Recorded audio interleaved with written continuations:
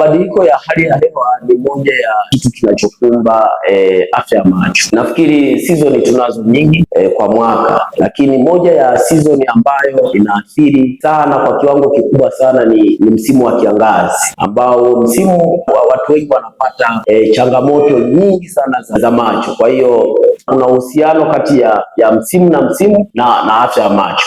Msimu wa kiangazi, cha kwanza unakuwa ni msimu ambao una hali ya hewa kavu, ambayo sasa ile hewa ikishakuwa kavu manake inakuwa inabeba particles ndogo ndogo ambazo zinazokuwa zinaingia kwenye macho, hivyo watu wanapata dalili nyingi ambazo zinakuwa zinasababishwa na hizo particles. Cha kwanza atasikia vitu kama mchanga, cha pili atakuwa anasikia jicho kavu, cha tatu jicho litawasha, cha nne asubuhi akilala na kuamka atakutana na uchafu kwa maana ya matongotongo. Kwa hiyo hicho kipindi kinakuwa kina vurugu nyingi, watu wanapata allergy ya macho hicho kipindi. Lakini pia hata kipindi cha baridi pia mtu anaweza akapata athari ya macho, na ndio maana hata watu ambao aidha ni kipindi cha kiangazi, mara nyingi tunakuwa tunatumia AC ndani, anapokuwa anatumia ile AC ndani kwa mara ya maofisini, wanapelekea macho kuwa makavu sababu ya ule upepo unakuwa unapuliza moja kwa moja kwenye macho, kwa hiyo